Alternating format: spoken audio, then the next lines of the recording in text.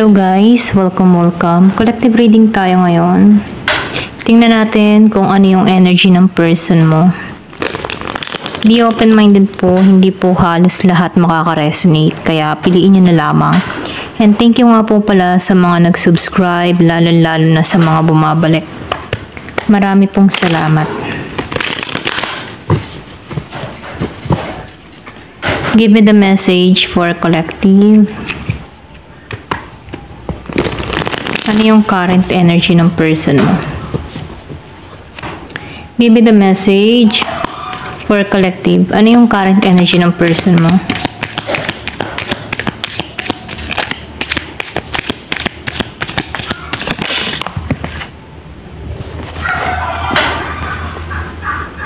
Meron ditong 8 of coins.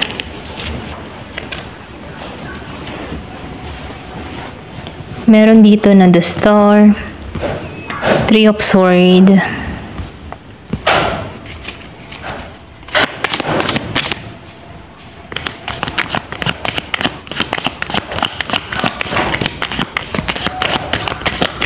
Meron akong nakikita ditong Aquarius. Merong Virgo. Libra. May Scorpio. Pisces. May Gemini. Aries, Leo, Sagittarius.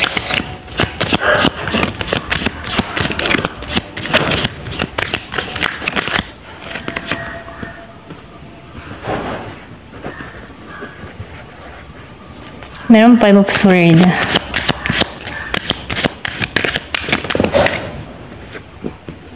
Then justice.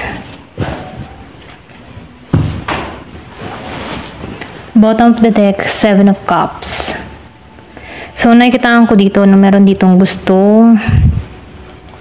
maging malinaw ang lahat, okay? Yung bang tipo na focus to sa'yo, okay? Meron ditong tao na focus sa'yo. Nakikitaan ko dito na nagiging malinaw na para sa tao nito yung choice niya dito, okay? Pero nakikitaan ko dito, no, merong lihim or meron tong pandilin lang na ginawa sa'yo, okay? Pero nafe-feel ko dito na meron ditong gustong ayusin, okay? Meron ditong gustong linisin kung ano yung iniwan sa'yo, okay? So, nakikitaan ko dito meron ka ditong tao na na-achieve niya yung mga gusto niya, no? Kumbaga, nakikitaan ko dito, yung iba sa inyo meron kang person dito self-employed. Kumbaga, nafe-feel ko committed to sa work niya. Pwede rin sabihin, ito din yung naging dahilan kung bakit medyo laylo tong tao sa'yo, okay? Yung tao mo dito, no? Pwede rin sabihin ang humahati sa oras ng tao nito, yung trabaho niya, okay? Kumbaga, hindi niya maiwan or pwede rin sabihin, hectic ang schedule ng tao nito. Masyado tong dedicated sa kanyang ginagawa. Ito rin nakikita ko, no? So, nafe-feel ko dito, kung wala na kayong usap ng tao nito, nagpapaka-busy to, okay? Mas pinagtutuunan nito yung trabaho niya, okay? Lumago, ganon. So, yung iba sa inyo, self-employed yung person mo. Kumbaga, matagumpay to, okay? Pwede rin sabihin, mas pinagtuunan ng tao na to yung kanyang trabaho, okay? Kaysa yung matipo na kaysa humanap ng iba pa, okay? Mas pina-priority na lang nito yung trabaho niya. Pwede rin sabihin, hindi pa rin to nakaka-recover, kaya mas tinuon niya na lang yung sarili niya dito sa trabaho niya, okay? So, nakikitaan ko dito, kaya itong tao mo, no, mas nakatuon sa work dahil nagkaroon to ng malalim na sugat dito, okay? Or pwede rin sabihin na meron ditong iniwan na masakit or mas malalim na pakiramdam, okay? Kumbaga, malalim na sugat, yung sinabi ko nga kanina, na kung saan dito siya humugot ng lakas, okay? Kung ikaw man dito yung nagbigay ng pasakit sa tao nito, sobra din yung pinagdaanan ng tao na to, okay? Or kung ito man ay nagbigay ng pasakit sa'yo, nakikitaan ko dito na meron lang ditong hindi nagkaintindihan, nagkaunawan, na naging resulta ay yung heartbreak, okay? May pagluha. Pero ganun pa man, nafe-feel ko dito na mahirapan din tong makarecover, or pwede rin hanggang ngayon mas pinagtuunan na lamang niya yung trabaho para makalimot sa'yo, okay? Ito lang nafe-feel ko, pwede rin matindi yung iniwan mong pain sa tao na to. So, nakikitaan ko rin dito, itong tao mo, kahit bagamat hindi siya nagiging mapalad sa relasyon, okay? Nagiging siyang masinop dito sa trabaho niya at nagkakaroon ng pag-unlad para sa kanya dito. So, kontento to, okay? Meron ka din ditong tao na nagre-renew para sa kanyang sarili, naghihiling, okay? Meron siyang mga binabago, nagiging siyang kalmado. Baga hindi siya nawawala ng pag-asa, okay? So, nafe-feel ko dito na meron tong marireceive na achievement. Okay, yung iba sa inyo, meron kang ditong tao na magtatagumpay.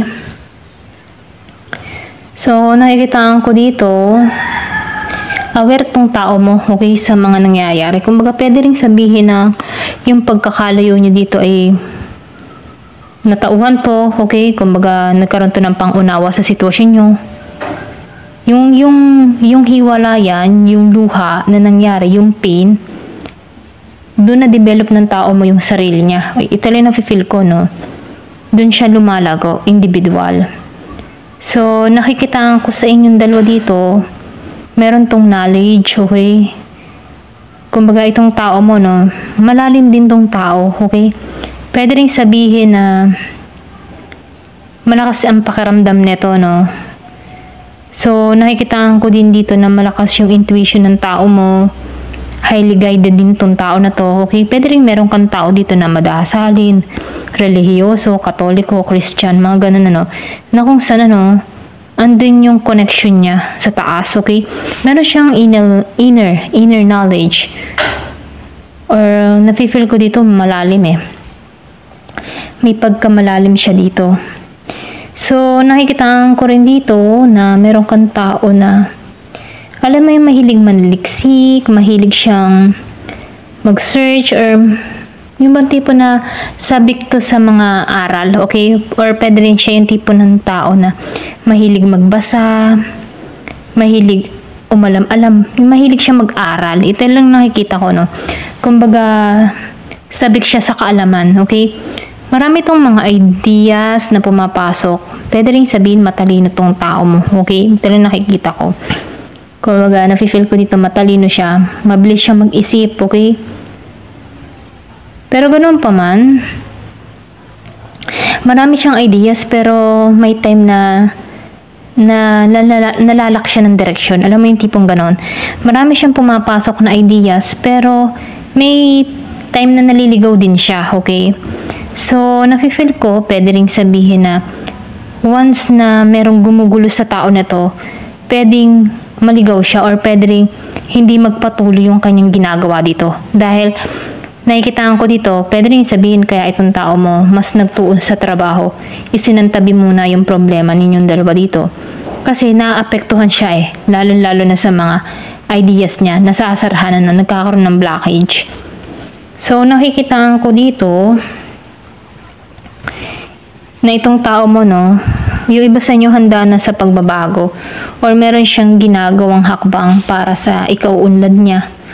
Kumbaga, nafe-feel ko dito na meron sorpresa or pwede rin meron ditong tao na bigla kang sorpresahin nito, Yung bang tipo na mabibigla ka sa malaking pinagbago ng tao na to kasi hindi na siya ganon, okay?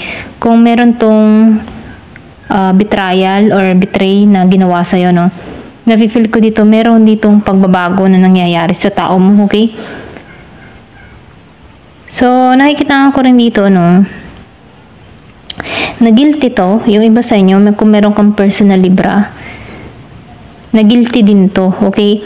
So, nafe-feel ko dito, meron ditong pag-iwas na ginagawa tong tao mo, Kumbaga, nakikita ko dito na merong may hiya siya dahil hindi siya naging pata sa'yo. So, nafe-feel ko dito na merong pag-iwas, hindi balanse, okay? Mas pinili niya yung ganon, okay? Yung pag-iwas para sa ikabubuti, okay?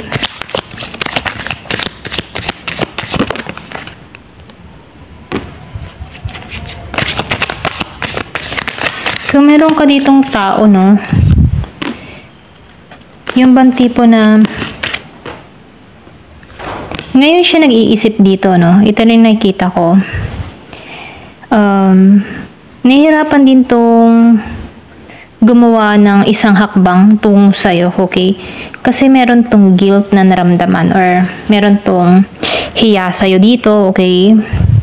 So, nakikitaan ko dito na humahanap to ng panibagong lakas or kumukuha to ng lakas ng loob para rito. Kasi meron tong mga desisyon na hindi niya natanggap, ano. Kumbaga, maybe, meron ditong kinahinat na hindi naging maganda yung resulta.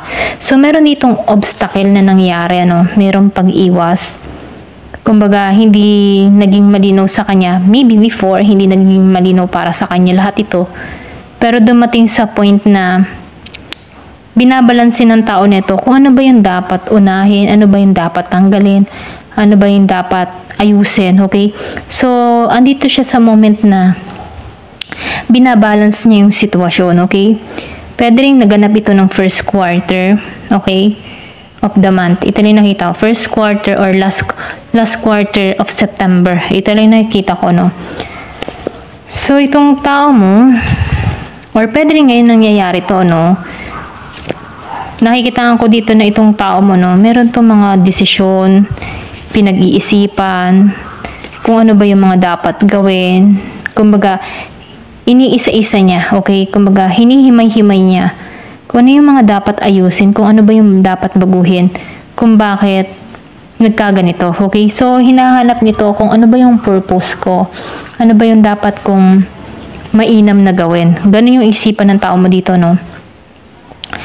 So, nakikitaan ko dito, humuhugot lang to ng lakas ng loob para magtagumpay, okay? Pwede rin sabihin, kasi nakikitaan ko dito, yung tao mo, masyadong nakapokus siya sa goal niya, okay? Kumbaga, isinantabi niya muna dito ang relasyon, okay?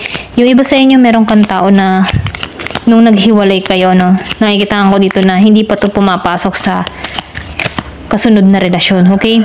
Wala pa rin tong naging kasunod na relasyon bago sa'yo, okay? Ace of Cups. So, nakikita ko dito, mahanap lang to ng balanse, okay? Pwede rin sabihin, mas nagsusumikap to, no? Pwedeng meron tong gustong mangyari dito, okay? Ito lang nafe-feel ko. So, meron ditong, alam mo yung tipo na magka-opposite yan, magkabaliktad kayong dalawa ng tao na to, no? Kumbaga, nafe-feel ko dito na maybe hindi pa yung right time yung nagkakilala or nagkita kayo dito, no? Hindi pa yun yung right time. Kaya itong tao na to, nahanap to ng perfect balance kung kailan, okay? Kung kailan yung tamang time para sa connection na to, okay? So, nafe-feel ko dito, nag-iisip to ng strategy, okay? Kasi nakikitaan ko dito na hinihila pa rin to sa nakaraan, okay? Kumbaga, alam mo yun, parang merong mga hindi, yung kumbaga nakikitaan ko dito, merong naging patlang, okay?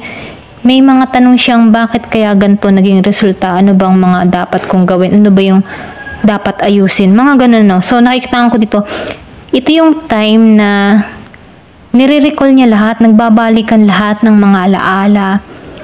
So, nafe-feel ko hinihila siya sa nakaraan. Nakikitaan ko rin dito na dito niya naiisip ko ano yung mga dapat gagawing hakbang, okay? So, nakikita ko dito na itong tao mo, kung nasaktan mo to, no? Kasi nafe-feel ko dito, nasaktan to eh. So, nakikita ko dito na hinahanap nito yung sarili niya, okay? Kumagaan dito siya sa moment na humahanap to ng balanse para sa kanyang sarili. Hinahanap niya kung ano yung purpose niya. Sinusunod niya dito yung intuition niya. Nagsa-self-love to, okay? Inaalagaan nito yung sarili niya. Doon siya muna yun yung una niyang ginagawa, okay? Ito lang na-feel ko, no? Kumbaga itong tao na to, yun yung una niyang priority, yung mahalin yung sarili, okay? bago siya kumilos para malaman niya yung kung ano ba yung dapat, okay? Kasi napipili ko dito na once na minamahal ng tao nito yung sarili niya, dun bumabalik dun yung nare-realize ng tao nito na hindi lang yung partner niya nagkamali, kundi siya din, okay? Pareho lang sila nagkamali dito. Kaya itong tao na to, humahanap siya ng balance dito, okay? Ito lang yung napipili ko. So, nakikitaan ko rin dito, nagiging payapa to ngayon. Maraming pagsubok, pero nafe-feel ko dito na natatanggalan na to. So, meron ditong karmic lesson, ano. Kumbaga, itong tao na to hinihila. Maybe, kaya nararanasan na to yung pain dahil nakikita nito yung mga mali niyang nagawa at na dapat pang itama, okay? So, meron dito parang ginising, okay? Ito rin nakikita ko. So, nafe-feel ko dito na tinutulak to, okay? Tinutulak to sa pagbabago. Tinutulak tong ayusin yung sarili niya dito, okay? Kasi nakikitaan ko dito may hiya to Kumbaga, alam niya yung ginawa niyang mali. Kaya meron tong nararamdamang hiya sa'yo. Nagigilty, okay? So, may justice dito, no? May guilty to. Kasi alam ng tao nito na meron siyang maling nagawa sa'yo, okay? Ito rin nafe-feel ko. Ayan, hanggang dito na lamang po. Thank you for watching. Love and peace.